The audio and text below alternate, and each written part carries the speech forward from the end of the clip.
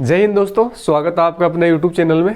तो जैसा कि दोस्त अपन पढ़ रहे थे मेवाड़ के गुहिल वंश के शासकों का इतिहास, तो उसी क्रम को आगे बढ़ाते हुए आज अपन मेवाड़ के गुहिल वंश के जो अग्रिम शासक थे उससे आगे के पंक्ति के जो शासक हैं उसका अध्ययन करेंगे और उनसे किस प्रकार के ऑब्जेक्टिव टाइप के क्वेश्चन अपने कंपटीशन एग्जाम में पूछे जाते हैं उन सबको याद रखने का प्रयास करेंगे। साथ ही जो दोस्त स्टेट पीसीएस लेवल के एग्ज़ाम की तैयारी कर रहे हैं तो वो अपना एक अच्छा आंसर मेंस के अंदर एक अच्छा आंसर किस प्रकार से लिख सकते हैं, आंसर राइटिंग, वो अपन यहाँ पे देखेंगे।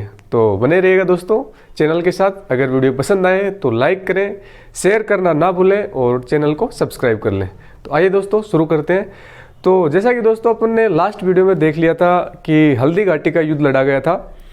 तो अकबर और महाराणा प्रताप के बीच में हल्दी घाटी का युद्ध लड़ा गया था जिसमें महाराणा प्रताप की पराजय हुई थी और अकबर युद्ध में विजित हो चुके थे। तो उससे आगे के जो भी फैक्ट्स हैं अब अपन यहाँ इस वीडियो के माध्यम से कवर करेंगे दोस्तों। तो देखिए दोस्तों शुरू करते हैं। तो ये दोस्तों हल्दी घाटी का जो युद्ध था ये काफ़ी फेमस युद्ध है। तो एक खानवा का युद्ध और ये हल्दी घाटी का युद्ध, इसको दोस्तों अपने को याद ही रखना है और इसकी दोस्तों अपने को डेट्स भी याद रखनी है। कई बार तारीख पूछ ली जाती है दोस्तों। सन के साथ 1576 ईस्वी में हुआ था, 18 जून 1576 ईस्वी को ये हुआ था। तो इसकी तारीख भी याद रखनी है अपने, 18 जून 1576 ईस्वी को। इसी प्रकार खानवे के युद्ध को अपने डेट के साथ अपने को याद रखना है क्योंकि ये फेमस युद्ध है दोस्तों।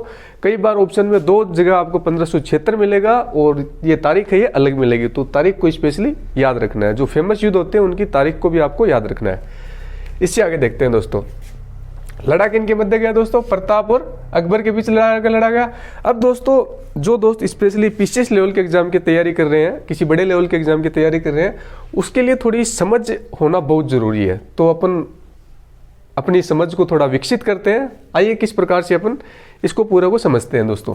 तो हल्दी घाटी युद्ध के क्या थे महत्व, तो कौन कौन से इसके महत्व थे अपन एक बार इसको पढ़ेंगे और याद रखने का प्रयास करेंगे दोस्तों। तो देखिए दोस्तों, तो हल्दी घाटी के युद्ध में दोस्तों जो भौतिक विजय हुई, भौतिक विजय दोस्तों किसकी हुई थी? अकबर की हुई थी। और जो दोस्तों नैतिक विजय जिसको अपन कह सकते हैं, नैतिक विजय दोस्तों किसकी हुई? वो महाराणा प्रताप की नैतिक विजय हुई। लेकिन ये दोस्तों छोटे लेवल्स के कंपटीशन एग्जाम में कभी भी आप महाराणा प्रताप ऑप्शन मत लगा देना कि इसकी नैतिक विजय हुई थी, महाराणा प्रताप भी जीते थे। इसकी नैतिक विजय किस प्रकार हुई थी वो अपन डिस्कस करेंगे। छोटे लेवल्स के एग्जाम में अगर पूछा जाता है कि हल्दी घाटी के युद्ध किसने जीता, तो अकबर ने जीता और महाराणा प्रताप उसमें हार चुके थे। ये जो अभी बता रहा हूँ ये मेंस, जो भी दोस्त मेंस का एग्जाम देंगे उनके लिए थोड़ा हेल्पफुल साबित होगा। और जो दोस्त अपनी तैयारी को थोड़ा डीपली करना चाहते हैं, समझ के पढ़ना चाहते हैं, ये उनके लिए भी हेल्पफुल होगा दोस्तों। तो समझिएगा इस पूरे को। भौतिक विजय दोस्तों अकबर की हुई और नैतिक विजय दोस्तों हुई महाराणा प्रताप की। अब किस प्रकार से इसकी नैतिक विजय? कम सैनिक होते हुए भी महाराणा प्रताप लड़े और हारने के बाद भी दोस्तों उन्होंने अकबर की अधीनता स्वीकार नहीं की। तो इसी कारण इसकी नैतिक विजय मानी जाती है कि बहुत ही महाराणा प्रताप की सेना बहुत ही कम थी, उसके बावजूद भी उसने अकबर जो महान सम्राट कहे जाते हैं उसकी विशाल सेना के साथ में युद्ध किया और युद्ध में हारने के बाद भी दोस्तों उसने अकबर की अधीनता स्वीकार नहीं की। इसीलिए इसकी नैतिक विजय मानी जाती है दोस्तों। अगला पॉइंट, एक पॉइंट यहां से देखेंगे, भौतिक विजय अकबर की, नैतिक विजय प्रताप की। क्यों हुई प्रताप की अब मैंने समझा दिया आपको। अगला पॉइंट दोस्तों याद करते हैं, यह साम्राज्यवादी शक्ति के खिलाफ प्रादेशिक स्वतंत्रता का युद्ध था। इस पॉइंट को समझिएगा दोस्तों क्योंकि दोस्तों अकबर महान का साम्राज्य बहुत बड़ा था, काफी लंबा चौड़ा विस्तृत साम्राज्य था। और जो महाराणा प्रताप का जो साम्राज्य था, जो एरिया था, वो पर्टिकुलर छोटा सा मेवाड़ का एरिया था।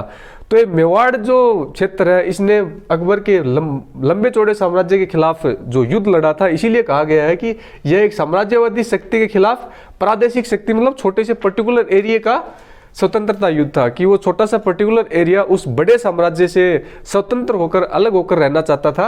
तो ये इस चीज को अपने को कहाँ से समझने को मिलती है? इस पॉइंट से समझने को मिलती है कि यह जो साम्राज्यवादी शक्ति के खिलाफ प्रादेशिक स्वतंत्रता का युद्ध था। मतलब महाराणा प्रताप मेवाड़ को एक स्वतंत्र राज्य के रूप में रखना चाहते थे। अगला पॉइंट दोस्तों, प्रताप कम संसाधन के बावजूद अकबर से संघर्ष किया इससे उसकी सेना में उसके लिए आशा और नैतिकता का संचार हुआ। तो जैसा कि दोस्त मैंने पहले बता दिया है कि महाराणा प्रताप के पास साधन और संसाधन भी बहुत कम थे। अकबर के पास तो तोपें थी और गुरुतिला युद्ध पद्धति थी, तो काफ़ी सारी चीज़ें थी, संसाधन भी बहुत अधिक थे। लेकिन महाराणा प्रताप के पास कम संसाधन के बावजूद भी अकबर से संघर्ष करता है और संघर्ष करने के कारण ही वो अपनी सेना के अंदर चहेता राजा के रूप में जाना जाता है और इसीलिए वो सेना के लिए आशा और नैतिकता का संचार होता है उसकी सेना में।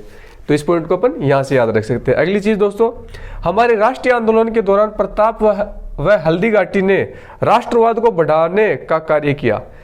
इस पॉइंट को आप याद रख सकते हैं दोस्तों। जो भी हमारे इसके बाद में जो भी राष्ट्रीय आंदोलन होंगे, तो राष्ट्रीय आंदोलन के दौरान जो महाराणा प्रताप से जो प्रेरणा मिलती है या फिर जो हल्दी घाटी जो स्थान है उससे जो प्रेरणा मिलती है, इससे राष्ट्रवाद की भावना को बढ़ावा मिलता है, राष्ट्रवाद की भावना प्रेरित होती है। और जो दोस्तों हल्दी घाटी जो स्थान है ये आज भी राष्ट्रीयता का प्रतीक माना जाता है। तो एक पॉइंट अपन यहाँ से याद रखेंगे दोस्तों। अगला, तो ये दोस्तों अपन ने 4 पॉइंट देखे, अपन इन चारों पॉइंट को दोस्तों रिकॉल करते हैं और एक साथ इनको याद रखने का प्रयास करते हैं। अब अपन दोस्तों इनके की पॉइंट याद रखेंगे।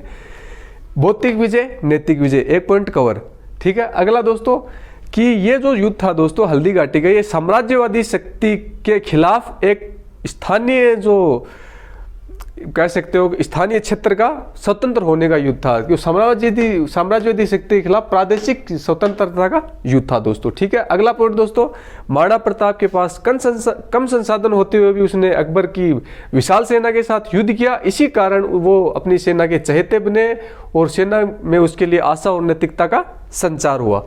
इसके बाद दोस्तों हमारे जो राष्ट्रीय आंदोलन हुए हैं उसके बाद में हल्दी घाटी के युद्ध के उपरांत, तो उनको प्रेरणा मिलती है, राष्ट्रीयता की प्रेरणा मिलती है महाराणा प्रताप से और हल्दी घाटी स्थान दोनों से।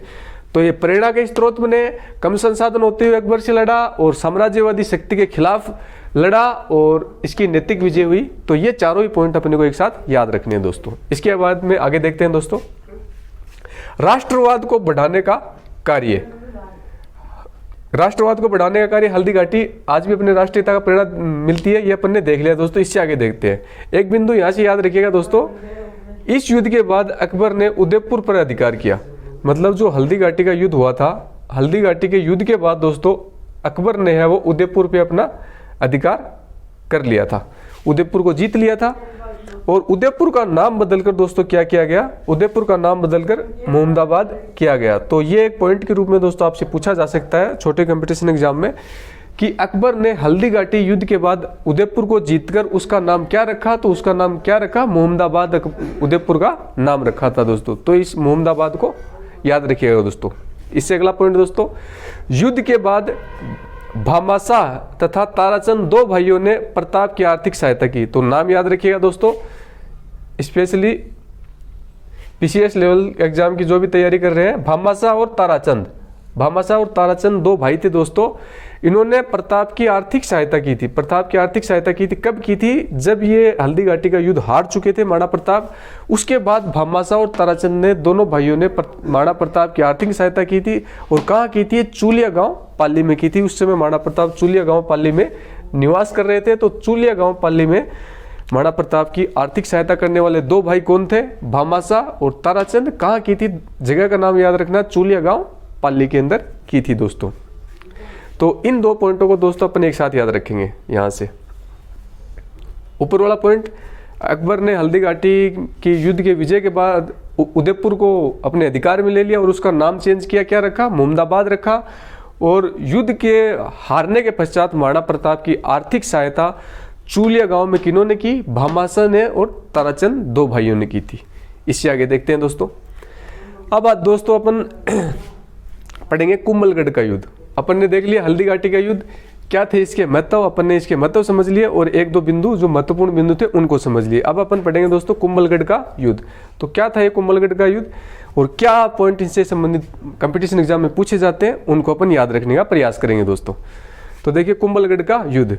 कुंभलगढ़ के युद्ध में दोस्तों अकबर के सेनापति, याद रखिएगा अकबर के सेनापति कौन थे दोस्तों, शाहबाज खान ने लगातार 3 बार कुंभलगढ़ पर आक्रमण किए, 1577 में, 1578 में और 1579 में। तो अकबर का एक सेनापति था दोस्तों शाहबाज खां, नाम याद रखिएगा शाहबाज खां।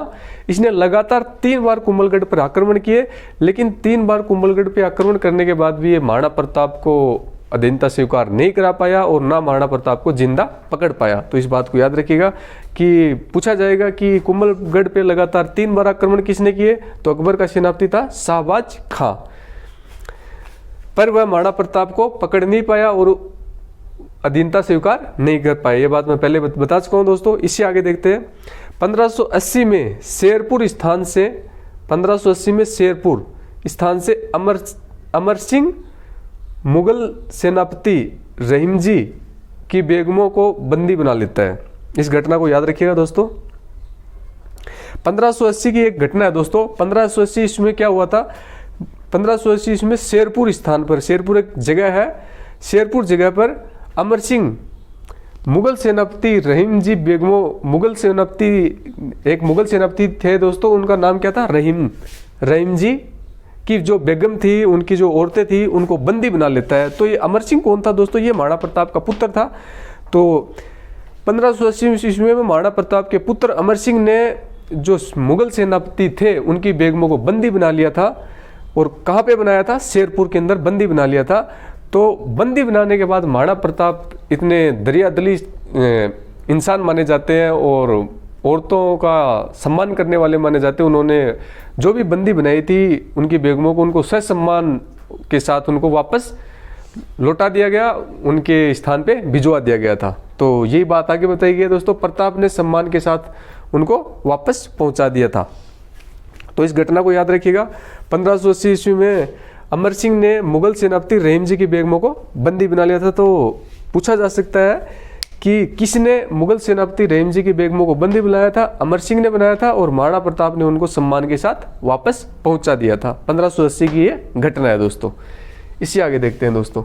तो यहाँ से अपन कुंभलगढ़ के बारे में ये 2-3 ही बातें दोस्तों याद रख सकते हैं। 2 ही बिंदु यहाँ से मोस्टली। एक तो बिंदु कि अकबर के सेनापति शाहबाज खां ने लगातार 3 बार कुंभलगढ़ पर आक्रमण किया था, फिर भी वो महाराणा प्रताप को बंदी नहीं बना पाया। दूसरी घटना 1580 की, महाराणा प्रताप के बेटा था जो अमर सिंह, उसने रहीम जी की बेगमों को बंदी बना लिया और फिर महाराणा प्रताप ने उन्हें सम्मान के साथ वापस पहुंचा दिया था। इसे आगे देखते हैं दोस्तों। अब एक और फेमस युद्ध आता है दोस्तों, दिवेर का युद्ध। दिवेर का युद्ध दोस्तों कब हुआ, 1582 ईस्वी में हुआ। इसकी सन दोस्तों याद रखिएगा, पूछा गया है 1-2 बार ये। कब हुआ दोस्तों दिवेर का युद्ध, 1580 की ईस्वी के अंदर दिवेर का युद्ध हुआ। और दिवेर है कहाँ पे दोस्तों, वर्तमान में ये राजसमंद में है। अब इससे कौन कौन से पॉइंट पूछे जाते हैं, अपन उनको पॉइंट वाइज अध्ययन करेंगे दोस्तों। प्रताप ने मुगल सेनापति सुल्तान खां को मारकर जीता। जो ये दिवेर का युद्ध था दोस्तों, ये किसने जीता, महाराणा प्रताप ने जीता। और ये किसको हराकर जीता, सुल्तान खां जो सेनापति था, मुगल सेनापति, इसकी हत्या कर दी थी युद्ध के दौरान। तो सुल्तान खां को हरा के दिवेर का युद्ध जीता था महाराणा प्रताप ने।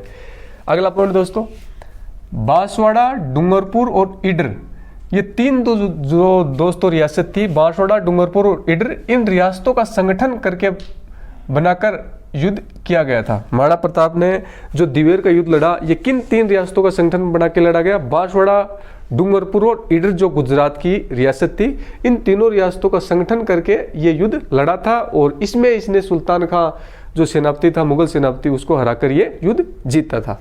तो 2 पॉइंट यहाँ से याद रखेंगे। अगला दोस्तों, मेवाड़ का मैराथन। जैसा अपन पहले की वीडियो में भी देख चुके हैं कि मेवाड़ का मैराथन किसे कहा जाता है दोस्तों, मेवाड़ का मैराथन कहा जाता है दिवेर के युद्ध को। तो दिवेर के युद्ध को मेवाड़ का मैराथन कहा जाता है। कहा किसने दोस्तों, ये कर्नल जेम्स टोड ने इसको मेवाड़ का मैराथन कहा है। और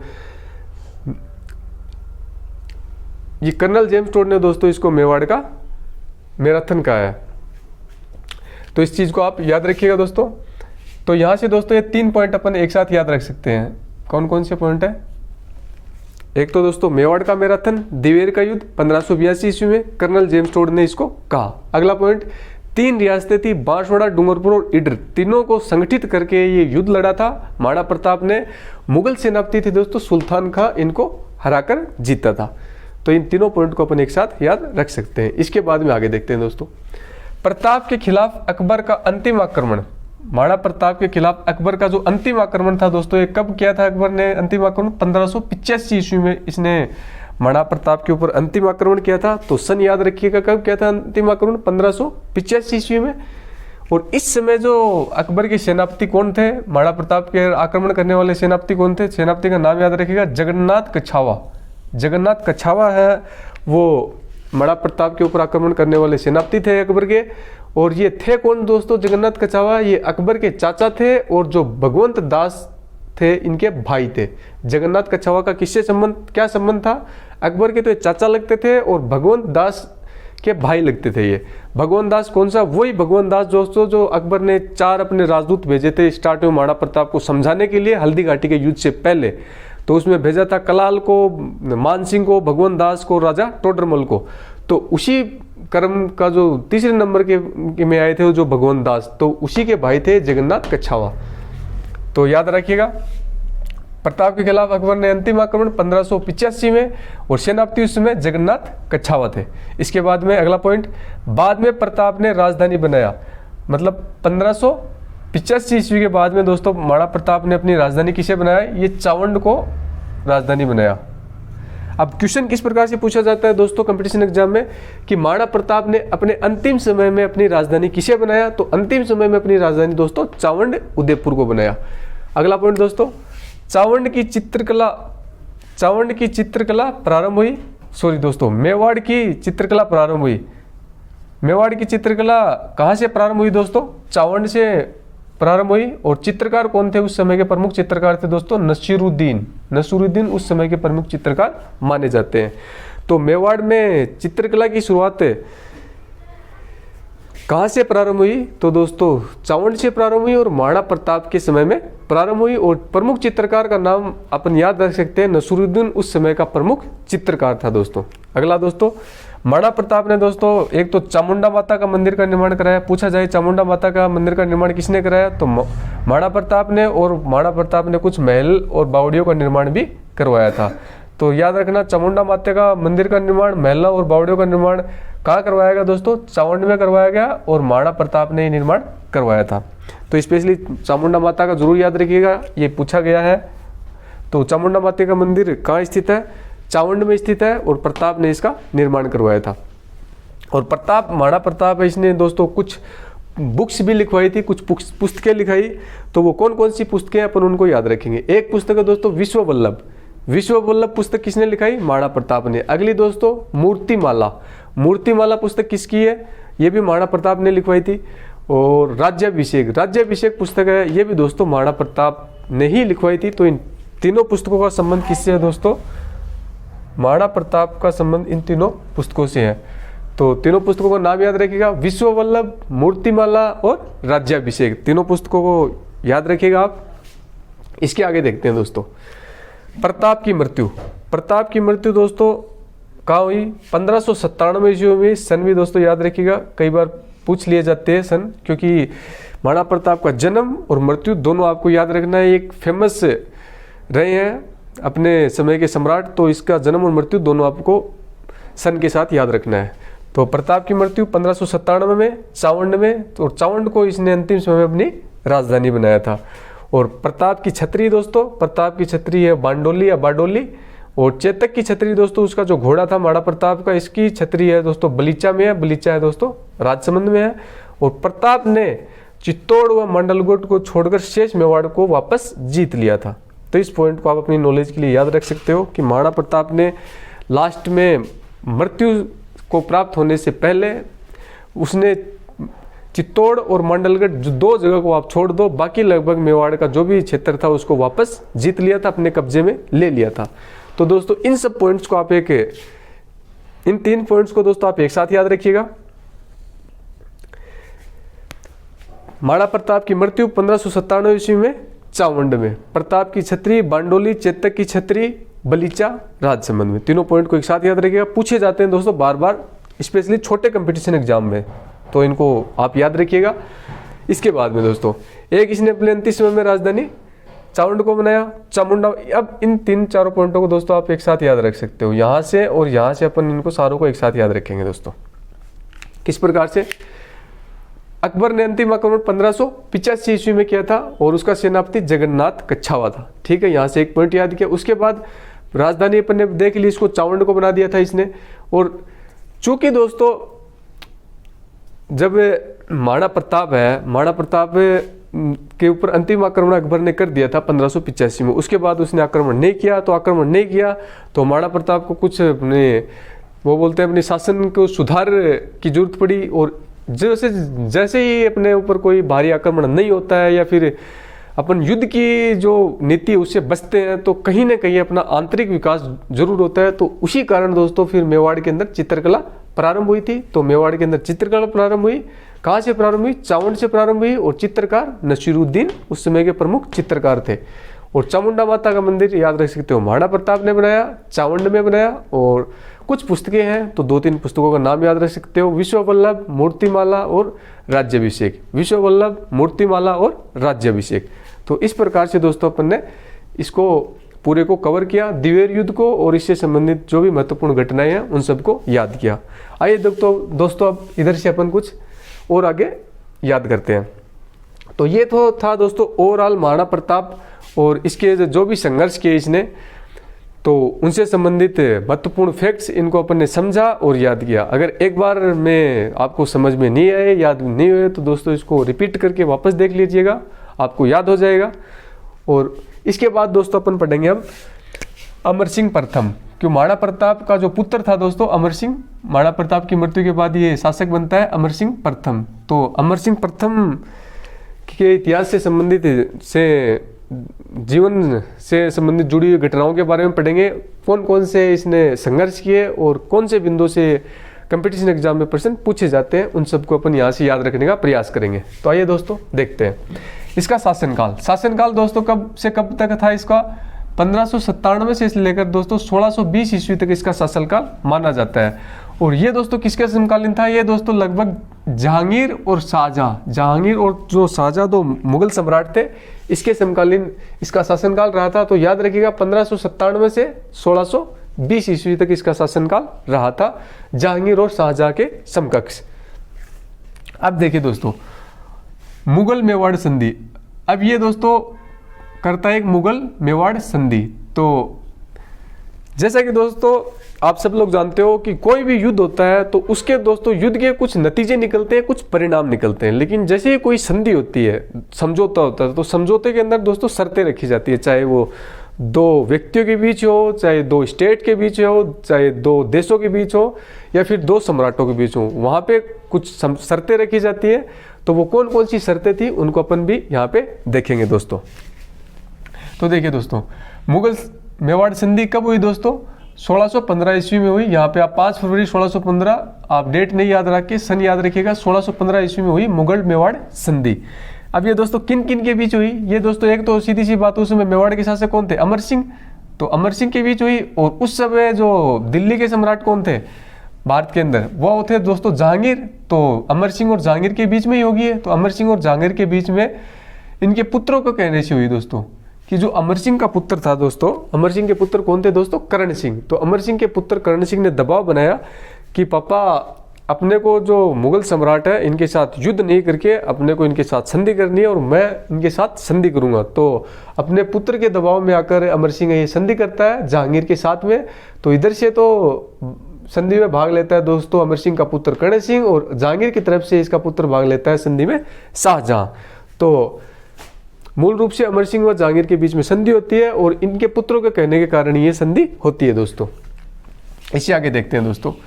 मेवाड़ की तरफ से संधि का प्रस्ताव लेकर गए। तो मेवाड़ की तरफ से मुगल दरबार में संधि का प्रस्ताव कौन लेकर गए थे दोस्तों? नाम याद रखना है, शुभकरण और हरिदास झाला। हरिदास झाला और शुभकरण है वो मेवाड़ की तरफ से संधि का प्रस्ताव लेकर गए थे मुगल दरबार में। तो ये तो था 2-3 बिंदु दोस्तों। यहाँ से कब हुई? 1615 ईस्वी में हुई। किन के मध्य हुई? अमर सिंह और जहांगीर के मध्य हुई, इनके पुत्रों के कहने पे हुई। और मेवाड़ की तरफ से संधि का प्रस्ताव लेकर कौन जाता है मुगल दरबार में? शुभकरण और हरिदास झाला है, जो 2 सेनापति थे मेवाड़ के, ये शुभकरण और हरिदास झाला ये जाते हैं। अब दोस्तों जैसा कि मैंने बताया संधि होती है तो उसकी कुछ शर्तें भी होती हैं, तो कौन कौन सी शर्तें थी वो अपन यहाँ से याद करेंगे दोस्तों। तो संधि की शर्तें कौन कौन सी शर्तें थी देखना दोस्तों। मेवाड़ का राणा मुगल दरबार में नहीं जाएगा बल्कि उसकी बजाय युवराज जाएगा। तो एक कंडीशन तो दोस्तों ये रख दी गई कि जो भी मेवाड़ का राजा या शासक होगा वो मुगल दरबार में कोई फरमान लेके नहीं जाएगा, उसकी जगह कौन जाएगा दोस्तों, उसकी बजाय वो युवराज जाएगा। जो राजा होगा उसका जो पुत्र है वो मुगल दरबार में जाएगा। एक शर्त तो ये रख दी, क्योंकि ये शर्त किस लिए लगेगी थोड़ा समझिए दोस्तों, क्योंकि ये संधि किसके कहने से हो रही थी, ये अमर सिंह के पुत्र कर्ण सिंह जो राजकुमार था, ये राजा थे तो ये इसके पुत्र राजकुमार थे, तो राजकुमार के कहने से हो रही थी ये संधि। तो इसने पहली शर्त तो यही रख दी कि मेवाड़ का राणा है वो मुगल दरबार में नहीं जाएगा बल्कि उसकी बजाय युवराज जाएगा। कहने का मतलब ये कर्ण सिंह मुगल दरबार में जाएगा। अगला पॉइंट दोस्तों, मेवाड़ मुगलों को 1000 घुड़सवारों की सहायता देगा। तो मेवाड़ है दोस्तों वो मुगल जो सम्राट है उनको 1000 घुड़सवारों की सहायता देगा। दूसरा पॉइंट, तीसरी शर्त क्या थी दोस्तों, चित्तौड़ का किला वापस मेवाड़ को दे दिया गया, जो उसने जीत लिया था अकबर ने, उसके बाद में इसको वापस दे दिया दोस्तों।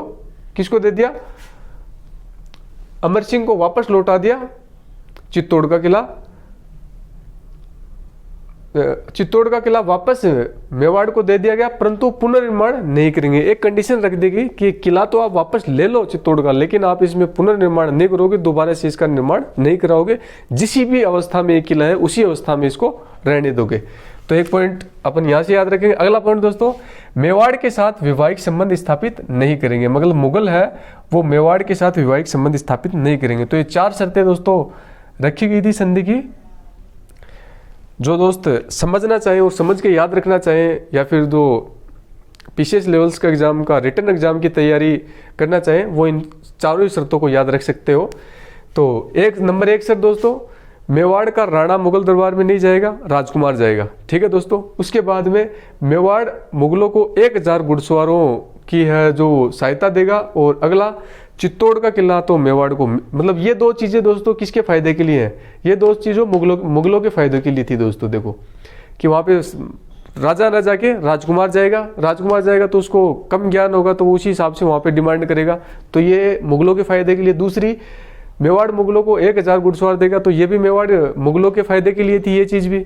और ये चीज दोस्तों हमने मेवाड़ के फायदे के लिए मान सकते हो कि चित्तौड़ का किला वापस मिल गया लेकिन उसका पुनर्निर्माण नहीं करा सकते थे। और अगला पॉइंट दोस्तों, मेवाड़ के साथ वैवाहिक संबंध स्थापित नहीं किए जाएंगे। तो ये दोनों ही जो मुगल और मेवाड़ थे दोनों के लिए ये समझौता ठीक था। तो अपन इस आधार पर ये 4 शर्तें याद रख सकते हैं। आगे देखते हैं दोस्तों संधि का महत्व। तो संधि की शर्तें क्या थी अपन ने देखी, अब संधि के क्या महत्व है, क्या उसके इंपॉर्टेंस थे, वो अपन देखते हैं दोस्तों। सांगा व प्रताप के समय से जो स्वतंत्रता की भावना चली आ रही थी उसमें कमी आई।